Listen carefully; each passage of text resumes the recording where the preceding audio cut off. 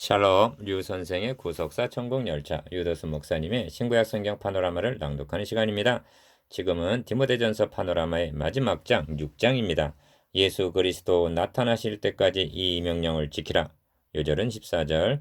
우리 주 예수 그리스도 나타나실 때까지 점도 없고 책망받을 것도 없이 이 명령을 지키라. 6장은 결론적인 명령입니다. 우리 주 예수 그리스도 나타나실 때까지 점도 없고 책망받을 것도 없이 이 명령을 지키라 합니다. 14절. 바울은 이 마지막 명령을 만물을 살게 하신 하나님 앞과 본디오 빌라도를 향하여 선한 증거로 증거하신 그리스도 예수 앞에서 내가 너를 명한다고 말씀합니다. 13절. 바울의 명령은 기억, 믿음의 선한 싸움을 싸우라 하고 12절 전투적입니다. 니은 우리 주 예수 그리스도 나타나실 때까지 하고 14절 종말적입니다. 디귿 이것이 장래 자기를 위하여 좋은 터를 쌓아두는 것이라고 19절 미래적입니다. 이러한 사상이 본문의 기조를 이루고 있습니다. 그러므로 본문은 전투적이고 종말적이고 미래적인 근거에서 설명이 되어야만 합니다. 이를 네 단원으로 나누어 상고하겠습니다. 첫째 단원 1절에서 2절 종들에 대한 교훈, 둘째 단원 3절에서 10절 거짓 교사에 대한 경계, 셋째 단원 11절에서 16절 참 교사에게 주는 명령, 넷째 단원 17절에서 21절 교회 내 부한 자들에 대한 경계, 첫째 단원 1절에서 2절 종들에 대한 교훈. 무릇 멍에 아래 있는 종들은 자기 상전들을 범사에 마땅히 공경할 자로 할지니 이는 하나님의 이름과 교훈으로 회방을 받지 않게 하려 함이라. 1절 1 멍에 아래 있는 종들이란 1절 상반절 당시의 노예를 가리킵니다. 기억 자기 상전들을 범사에 마땅히 공경할 자로 할지니 합니다. 1절 중반절 사회 참여를 강조하는 사람들은 바울이 노예 제도에 대하여 묵인한 채 언급하고 있지 않다고 비난을 합니다. 그러나 좀 더 넓게 길게 생각할 필요가 있습니다. 바울이 노예제도 철폐를 부르짖었다면 그의 복음 전파 사역이 어떻게 되었겠습니까? 교회는 제도나 이데올리기에 휘둘려서는 안 됩니다. 예수 그리스도와 그의 십자가에 못 박히신 복음 증거가 본연의 사명이기 때문입니다. 사회제도의 계획은 복음으로 말미암아 변하여 새 사람이 된 각계의 진출에 있는 그리스도인들의 몫입니다. 그래서 주님은 너희는 세상의 소금이요 빛이라 말씀하셨던 것입니다. 실제로 노예 제도는 이렇게 해서 철폐되었음을 역사가 증언해 줍니다. 복음은 니은 내가 종으로 있을 때 부르심을 받았느냐 염려하지 말라. 그러나 자유할 수 있거든 차라리 사용하라. 주 안에서 부르심을 받은 자는 종이라도 주께 속한 자유자요. 또 이와 같이 자유자로 있을 때 부르심을 받은 자는 그리스도의 종이니라. 너희는 값으로 사신 것이니 사람들의 종이 되지 말라 합니다.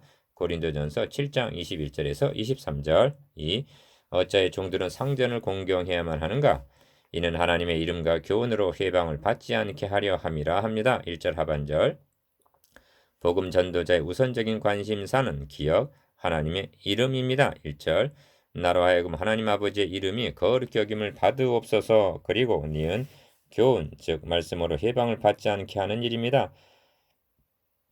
이것이 종이나 상전이나 모든 그리스도인의 최대 관심사여야 한다는 말씀입니다. 3. 그러므로 믿는 상전이 있는 자들은 그 상전을 형제라고 경히 여기지 말고 더 잘 섬기게 하라. 이는 유익을 받는 자들이 믿는 자여 사랑을 받는 자이민이라 합니다. 2절 에베소 교회 보낸 서신에서는 기억, 두려워하고 떨며 성실한 마음으로 육체의 상전에서 순종하기를 그리스도에게 하듯 하라 합니다.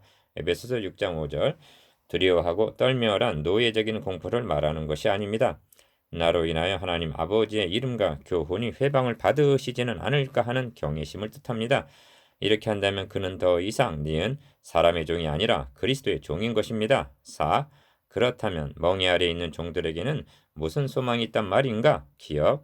이것이 장래 자기를 위하여 좋은 터를 쌓아 참된 생명을 취하는 것이니라는 19절 소망이 있는 것입니다.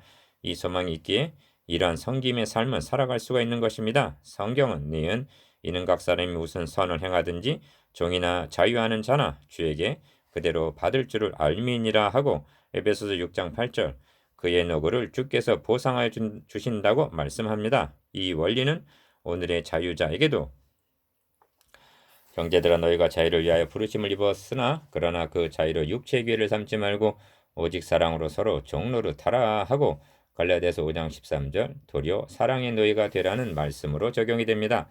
하나님의 이름과 하나님의 교훈을 빛나게 하기 위해서 말입니다. 디도서 2장 10절. 둘째 단은 3절에서 10절 거짓 교사에 대한 경계. 누구든지 다른 교훈을 하며 바른 말 곧 우리 주 예수 그리스도의 말씀과 경건에 관한 교훈에 창념치 아니하면 3절 1. 다른 교훈을 하는 자란 거짓 교사를 가리킵니다.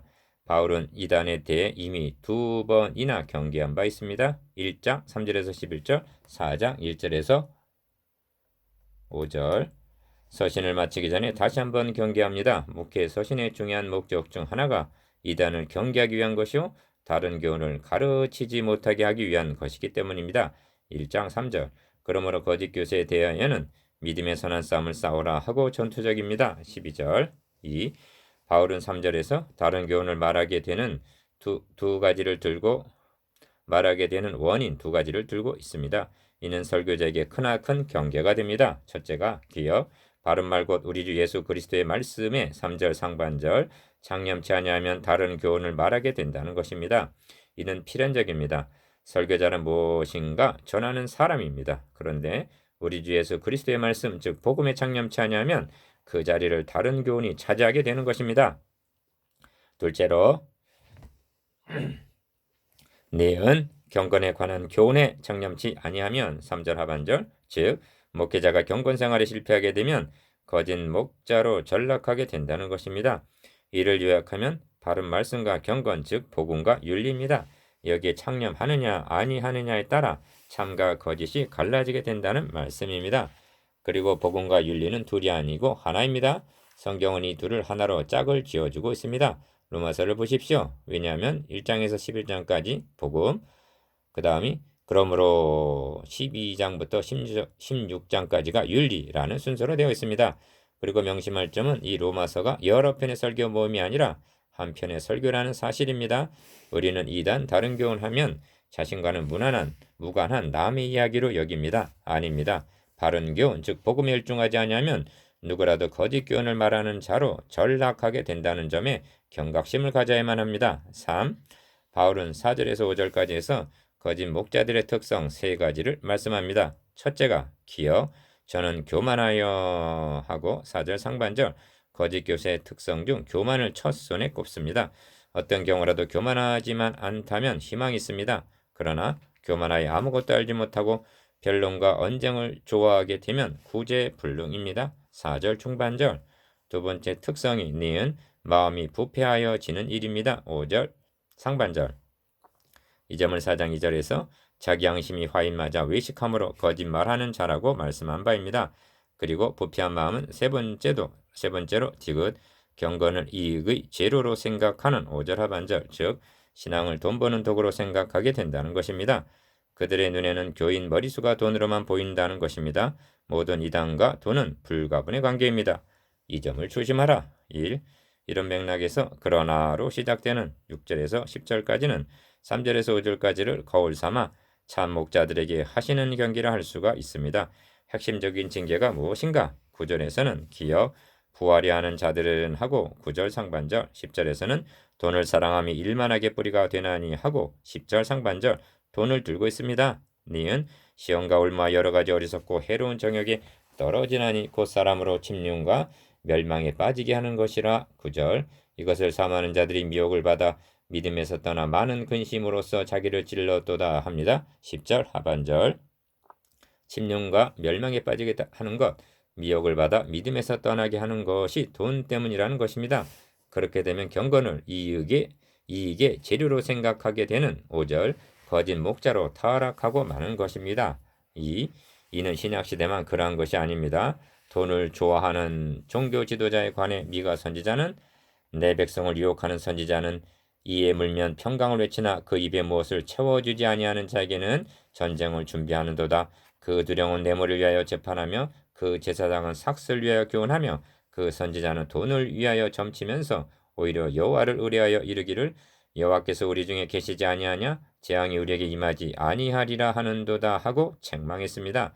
미가서 3장 5절 11절 예루살렘이 멸망하게 된 책임이 돈을 좋아하는 지도자들 때문이었습니다. 3.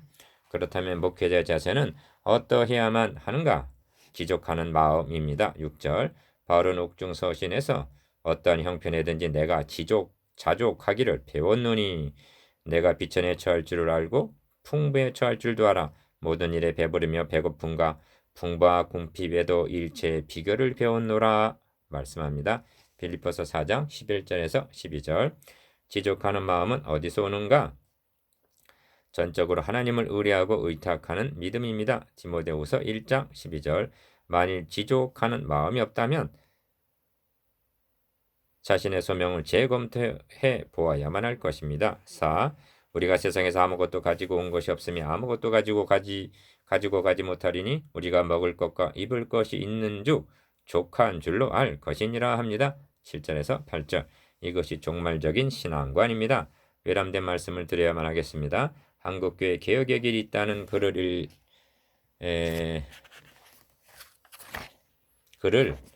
올린 적이 있습니다. 그것은 아주 간단합니다.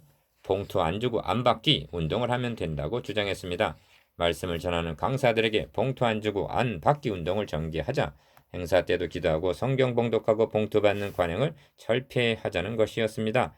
사회에서는 이미 오래전부터 봉투 안 받기 운동을 벌이고 있습니다.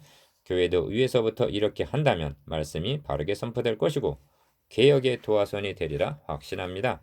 셋째단은 11절에서 16절 참 교사에게 하는 명령. 오직 너 하나님의 사람아 이것들을 피하고 의와 경건과 믿음과 사랑과 인내와 온유를 좇으며 11절 1. 앞단원에서 거짓 목자로 전락하게 되는 위험성을 경계한 후에 본단원에서는 디모데를 오직 너 하나님의 사람아 하고 부르면서 참 교사가 지켜야 할 4가지 명령을 연발합니다. 경계의 요점은 기억 피하고 니은 좇으며 11절 디귿 싸우라 리을 취하라는 12절 4가지 동사를 통해서 나타납니다. 이것들을 피하라는 11절 상반절 말은 앞 3절에서 10절까지에서 말씀한 거짓 교사들을 닮지 말라는 말씀인데 특히 돈을 사랑함이 일만하게 뿌리라는 점입니다. 3. 의와 경건과 믿음과 사랑과 인내와 온유를 좇으며 합니다. 11절 하반절 이는 거짓 교사의 특성인 4절에서 5절까지의 정반대의 덕목입니다. 이 6가지 덕목은 둘씩 짝지어 생각하면 도움이 됩니다. 기억, 의와 경건은 목회자로서의 원리적인 덕목으로 니은, 믿음과 사랑은 그리스도인으로서의 기본적인 덕목으로 디귿, 인내와 온유는 실천신학적인 덕목으로 이해할 수가 있습니다. 4. 믿음으로 선한 싸움을 싸우라 합니다. 12절 상반절 디모데가 직면한 1차적인 싸움은 다른 교훈을 1장 3절 가르치는 거짓 교사들과의 싸움임을 유념해야만 합니다. 그리고 이 싸움은 우리 주 예수 그리스도 나타나실 때까지 계속될 싸움입니다. 14절 계시록 16장 13절에서는 또 내가 봄에 개구리 같은 새 더러운 영이 용의 입과 짐승의 입과 거짓 선지자 입에서 나온다고 말씀하고 있는데 용, 짐승, 거짓 선지자를 편의상 사탄의 삼위일체라고 말합니다. 이들 입에서 더러운 영이 나온다는 것은 그들이 토해내는 말과 함께 영이 역사함을 나타냅니다. 영적 싸움은 말의 전쟁이요 영의 싸움입니다. 5. 영생을 취하라 합니다. 12절 중반절 이는 디모데가 싸워야 할 선한 싸움의 목적이 어디에 있는가를 나타냅니다. 기억, 영생을 취하기 위해 다시 말하면 영생을 빼앗기지 않고 지키기 위한 싸움이란 뜻입니다. 이에 대한 생생한 묘사가 에스겔서에 있는데 16장은 전체가 거짓 선지자를 책망하는 내용입니다. 니은 너희 선지자들은 황무지에 있는 여우 같다. 4절 내 백성을 유혹하여 평강이 없으나 평강이 있다고 다음에 회치를 한다. 10절 그리하여 내 백성의 영혼을 사냥하는 자들이라고 말씀합니다. 18절 그들이 이렇게 하는 것은 두어 웅큼 보리와 두어 조각 떡을 위해서라는 것입니다. 19절 영혼을 사냥하는 것을 에스겔 선지자는 보고만 있어야 합니까? 이것이 영생을 취하라는 뜻입니다. 주님은 말씀하십니다. 내가 저에게 영생을 주노니 영원히 멸망치 아니할 터이요 또 저희를 내 손에서 빼앗을 자가 없느니라. 요한복음 10장 28절 주님께서도 우리에게 주신 영생을 빼앗지 못하도록 취하고 계신 셈입니다. 영생을 취하라. 1. 만물을 살게 하신 하나님 앞과 본디오 빌라도를 향하여 선한 증거로 증거하신 그리스도 예수 앞에서 내가 너를 명하노니 합니다. 13절 어떤 의도에서 주님을 본디오 빌라도를 향하여 선한 증거로 증거하신 그리스도 예수라고 묘사하고 있는가? 그것은 증거를 강조하기 위해서입니다. 바울은 증거 중 가장 감동적인 증거를 빌라도를 향하여 선한 증거로 증거하신 주님의 증거로 보고 있습니다. 이 증거를 들어서 너도 이 같은 증거자가 되라 하는 명을 하기 위해서입니다. 이 말씀이 이를 위하여 너가 부르심을 입었고 많은 증인 앞에서 선한 증거를 증거하였도다 한 12절 다음에 주어지고 있습니다. 이 바울이 디모데에게 하는 명령의 핵심이 무엇입니까? 기억, 믿음의 선한 싸움을 싸우라는 말씀입니다. 그 싸움은 다름 아닌 증거의 싸움입니다. 바울은 이 명령을 이보다 더 고귀함이란 없는 주님의 최후 증거를 들어 명하는 것입니다. 우리 주님도 총독 빌라도 앞에서 굽히지 않으시고 니은 너의 말과 같이 내가 왕이니라 내가 이를 위하여 났으며 이를 위하여 세상에 왔나니 그 진리에 대하여 증거하려 함이로라 하고 요한복음 18장 37절 선한 증거로 증거하셨던 것입니다. 바울도 이를 본받아 아그리파 왕과 베스도 총독 앞에서 선한 증거를 증거했습니다. 사도행전 26장 디모데야 너도 이렇게 하라는 명령입니다. 3. 우리 주 예수 그리스도 나타나실 때까지 점도 없고 책망받을 것도 없이 이 명령을 지키라 합니다. 14절 기억 이 명령이란 무슨 명령인가? 넓은 의미에서는 목회서신 전부를 가리키는 것이라 볼 수가 있습니다. 좁은 의미에서는 피하고 조치며 싸우라 취하라는 명령입니다. 이를 한마디로 요약을 하면 믿음의 선한 싸움을 싸우라는 명령입니다. 12절 니은 책망받을 것도 없이라고 말씀하고 있는데 누구에게 말입니까? 나타나실 재림하실 주님에게입니다. 목회자가 받게 될 심판 기준은 첫째도 둘째도 셋째도 설교에 책망받을 것이 없느냐가 될 것입니다. 말에 실수가 없었느냐? 야고보서 3장 1절에서 2절 하나님의 말씀을 바르게 전했느냐 여부에 따라 심판을 받게 될 것입니다. 4. 15절에서 16절까지는 송영인데 동기는 기약이 이르면 하나님이 그의 나타나심을 보이시리니 한 15절 상반절 나타나심 즉 주의 재림과 결부되어 있습니다. 주님은 나타나신다. 세상을 이처럼 사랑하사 독생자를 주신 초림 하나님께서 하나님의 정하신 때에 반드시 다시 보내주실 것이다. 재림 그때까지 다른 사람 어찌하든지 너는 이 명령을 지키라는 뜻에서 성령을 돌리는 것으로 여겨집니다. 하나님은 복되시고 홀로 한 분이신 능하신 자이며 만왕의 왕이시며 만주의 주시오 오직 그에게만 죽지 아니함이 있고 가까이 가지 못할 빛에 거하시고 아무 사람도 보지 못하였고 또 볼 수 없는 자신이 그에게 존귀와 영원한 능력을 돌릴지어다. 아멘. 15절에서 16절 넷째 단은 17절에서 21절 장래를 위한 좋은 터를 쌓으라. 너가 이 세대의 부한자들을 명하여 마음을 높이지 말고 정함이 없는 재물에 소망을 두지 말고 오직 우리에게 호한 것을 호의 주사 누리게 하시는 하나님께 두며 17절 1 이제 마지막 장 마지막 단원에 이르렀습니다. 본 단원의 요절을 정한다면 19절이 될 것입니다. 이것이 장래 자기를 위하여 좋은 터를 쌓아 참된 생명을 취하는 것이니라 말씀합니다. 19절 이것이 그리스도인들의 궁극적인 소망입니다. 그러므로 본단원의 중심점이 여기에 있습니다. 이 본단원의 내용은 너가 이 세대의 부한자들을 명하여 한 부자들이 하는 권면입니다. 17절 상반절 기억 이 세대 부한자들이란 교회 내의 부한자들을 가리킵니다. 그들은 재물을 어디다 쌓아두어야만 하는가? 주님은 말씀하십니다. 오직 너희를 위하여 보물을 하늘에 쌓아두라. 저기는 좀이나 등록이 해하지 못하며 도적이 구멍을 뚫지도 못하고 도둑질도 못하느니라. 마태복음 6장 20절 바울은 바로 이 말씀을 하고 있는 것입니다. 바울은 어떤 의도에서 서신 말미를 부한 자들의 경계로 끝을 맺고 있는가? 니은 돈을 사랑함이 일만하게 뿌리오. 10절 미혹을 받아 믿음에서 떠나게 되는 주 원인이 돈 때문임을 알았기에 교회 내 부한 자들이 이런 침륜에 빠지지 않도록 하라 당부하고 있는 것입니다. 3. 첫째가 기억 마음을 높이지 말라. 17절 상반절 즉 교만하지 말라는 것입니다. 부하다는 자체가 나쁜 것은 아닙니다. 문제는 가난한 자보다는 목에 힘이 들어가고 마음을 높일 가능성이 많다는 데 있습니다. 신앙생활에서 교만은 사망에 이르는 병입니다. 둘째가 니은 정함이 없는 재물에 소망을 두지 말라 합니다. 17절 중반절 재물에 소망을 둔다는 것은 결국 돈을 사랑한다는 말이 됩니다. 그것은 우상일 수가 있습니다. 마음을 높이지 말라, 소망을 두지 말라는 말은 소극적인 경계입니다. 4. 적극적으로 오직 우리에게 모든 것을 후히 주사 누리게 하시는 하나님께 두라 합니다. 17절 하반절 모든 것을 후히 주사 이는 감탄할 만한 묘사입니다. 왜냐하면 이제까지 경계로만 한다면 그리스도인들은 가난하게 살아야만 하고 부하다는 것이 무슨 큰 죄라도 되느냐 생각하기가 쉽습니다. 아닙니다. 우리가 믿는 하나님은 우리 자녀에게 모든 것을 후히 주사 누리게 하시기를 기뻐하신다는 것입니다. 모든 것이라고 했으니까 물질 축복까지도 포함된다고 보아야만 합니다. 바울은 여기서 부를 죄악시하는 또 다른 극단을 경계하고 있는 것입니다. 만일 마음을 높이지 않고 재물이 아니라 하나님께 소망을 두기만 한다면 재물은 많을수록 유용한 것은 아닐까요? 후히 주사 누리게 하시는 하나님. 1. 그리하여 선한 일을 행하고 선한 사업에 부하고 나눠주기를 좋아하며 동정하는 자가 된다면 18절 물질도 의의 병기로 쓰임을 받게 될 것입니다. 로마서 6장 13절 2. 이것이 장래에 자기를 위하여 좋은 터를 쌓아 참된 생명을 취하는 것이니라 합니다. 19절 이 말씀 속에는 기어 장래의 소망이 있습니다. 니은 좋은 터가 있습니다. 디귿 참된 생명이 있습니다. 리을 쌓아둠이 있습니다.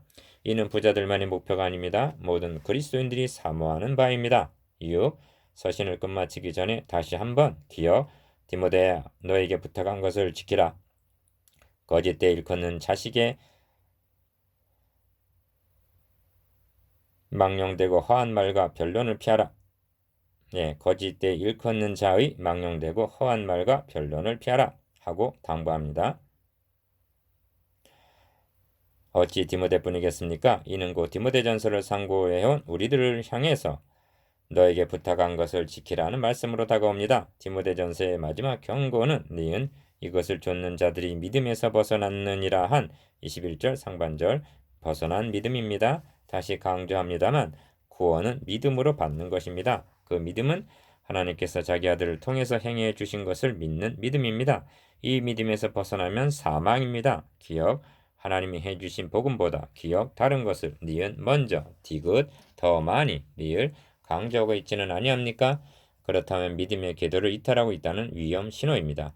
믿음에서 벗어나게 될 위험은 누구에게나 있습니다. 목회 서신인 디모데전서의 마지막 말씀은 믿음과 은혜입니다. 21절 믿음에서 벗어나지 않도록 하라는 경고와 은혜가 너희와 함께 있을지어다 하는 축복입니다.